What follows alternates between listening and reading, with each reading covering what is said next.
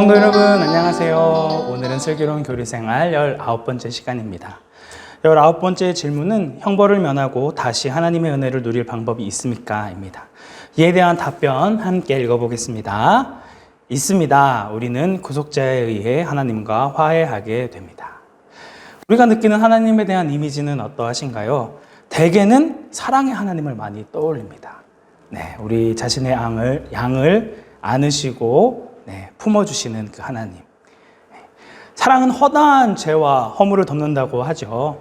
예수님께서는 이 땅 가운데 고통당하는 자들의 상처를 싸매주시고 죄를 용서해주시고 언제나 가난한 자와 힘없는 자들의 친구가 되어주셨습니다. 그런데 구약 성경을 보면 우리가 신약 때에 느꼈던 그런 이미지들이 완전히 사라져버리는 정반대의 모습, 너무나도 잔인해 보이는 하나님을 발견하게 됩니다. 그냥 얄짤없죠, 그죠? 말을 안 들으면 그 자리에서 바로 징계하시고 심판하시는 무시무시한 하나님을 보게 된다는 것이죠. 그래서 신약에 있는 예수님이 구약 성경에 나오는 잔인한 하나님보다 훨씬 더 좋아 보입니다. 그래서 어떤 사람은 자기는 구약 성경 안 읽고 신약 성경만 읽는다라는 잘못된 생각을 하는 사람도 있어요. 하지만 이것은 하나님을 오해한 것입니다. 하나님은 공의와 사랑을 동시에 가지고 계신 분이고 이 공의와 사랑은 나누어지지 않는 하나라는 것이죠. 동전의 앞면과 뒷면이 서로 다르지만 똑같은 하나의 역할을 하고 또 우리의 손도 마찬가지로 앞과 뒤의 모습이 다르지만 그래도 동일한 역할을 하는 것과 마찬가지입니다. 하나님의 공의는 사랑과 함께 일하시고 하나님의 사랑은 공의를 버리지 않는다라고 하는 것이죠. 우리가 앞선 18문에서 하나님께서는 우리의 죄에 의로운 분노를 보이셔서 그 죄들을 다 벌할 것이다 라는 것들을 살펴보았습니다. 하나님은 빛이시기 때문에 어둠을 조금도 허용하지 않으십니다. 우리가 죄를 지으면 거룩하신 하나님은 이를 그냥 넘어가지 아니하시고 반드시 그 지은 죄에 대해서 벌하셔야만 한다는 것이죠. 그렇다면 죄인이 이 영원한 형벌을 받지 않고 하나님의 은혜를 받을 수 있는 방법은 없을까요? 성경이 바로 그 방법을 알려주고 있습니다. 하나님께서 죄에 대한 화를 푸시고 화해할 수 있는 조건이 이루어져야 한다는 것이죠. 우리가 누군가와 싸우고 나서 다시 관계를 회복하려면 어떻게 해야 하지요? 다시 화해를 하도록 진심을 다해 사과하거나 선물을 찾아가서 그 얼어붙었던 마음을 풀어줘야겠지요. 여기 정치인들이 무릎을 꿇고 사과하는 장면이 나오는데 그냥 나만 마음이 풀리고 나만 잘못한 것들을 막 무릎 꿇고 제가 잘못했습니다 라고 이야기하는 것이 끝이 아니더라는 것입니다. 상대방이 나의 사과와 나의 용서를 받아주어야 한다는 것이죠. 그래서 이렇게 막 무릎 꿇고 한 번만 용서해 주십시오 해도 상대방이 받지 않으면 이 무릎 꿇은 게 무슨 의미가 있겠습니까? 그렇죠. 마찬가지로 하나님과의 관계를 회복하기 위해서 우리가 지었던 죄를 뉘우치고 회개 기도하고 봉사하고 선행을 하는 등의 모습도 필요합니다. 하지만 정말 중요한 것은 우리의 그 행위를 하나님께서 받아주셔야만 한다는 것이죠. 하나님께서 우리의 뉘우침을 받아주시고 오케이 내가 받아줄게 라고 하셔야 된다는 것입니다.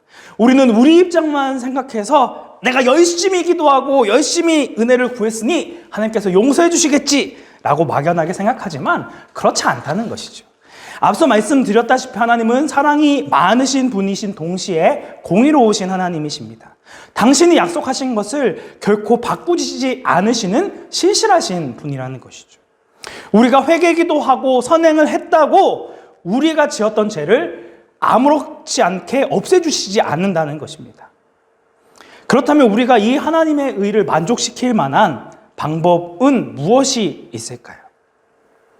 거듭 말씀드리지만 죽음에 이르는 죄를 지은 인간에게 주어진 이 형벌을 스스로 해결할 수 없습니다. 우리가 스스로 이것을 해결할 수 없기 때문에 무엇이 필요한 것이죠? 외부로부터 도움을 받아야만 한다라고 하는 것이죠.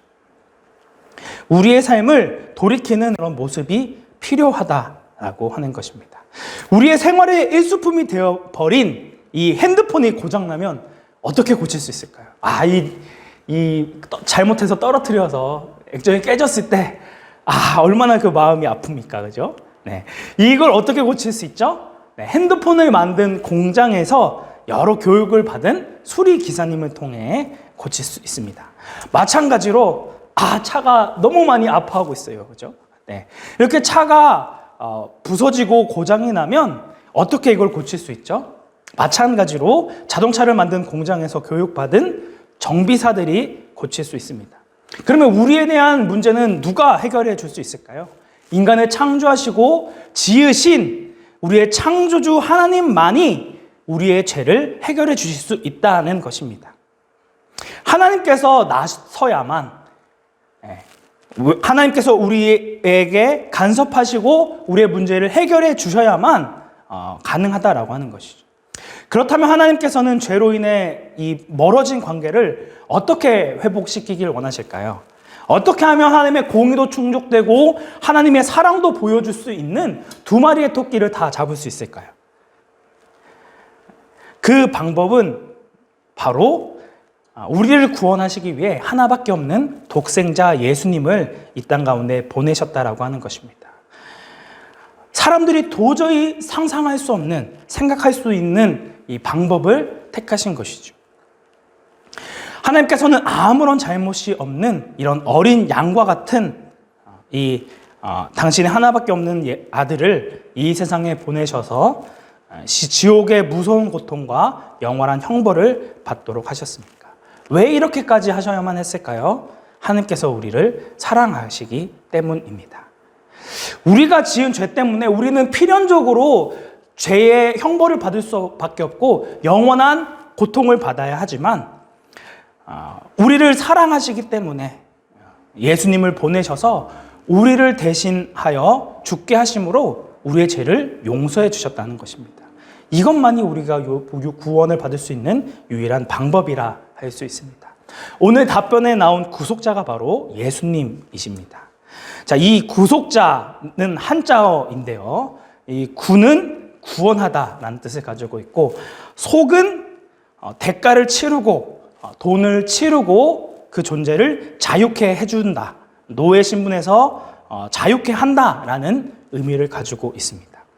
예수님께서 스스로 자신의 몸을 하나님께 희생제물로 드리는 대가를 지불하셨기 때문에 우리가 구원을 받고 다시금 하나님과 화해하여 은혜를 누리게 됐다라고 하는 것이죠. 반복해서 말씀드리지만 오직 하나님께서 우리를 구원하시기로 작정하신 이 예수 그리스도를 믿는 방법 외에는 거룩하신 하나님 앞에 나아갈 수 있는 방법이 없습니다. 물론 우리가 지은 죄에 대해서 죄 고백이 필요하고 이에 대한 행동도 함께 따라와야겠지요. 하지만 우리가 우리의 죄를 고백했기 때문에 하나님께서 용서해 주시는 것이 아니라 그리스도께서 값을 치르신 그 것으로 인해 우리의 죄 고백을 받아주시는 것입니다. 결국 우리의 구속자이신 예수 그리스도의 중보 없이 그 그리스도를 믿는 믿음 없이 하나님 앞에 나아갈 때에는 우리는 필연적으로 심판을 받을 수밖에 없다는 것이죠. 매일매일의 삶 가운데 우리를 위해 십자가에 달려 죽으신 그 예수님의 사랑을 생각하며 그 주님께서 보여주신 사랑에 신실하게 반응하는 성도님들이 되시기를 주님의 이름으로 축복합니다.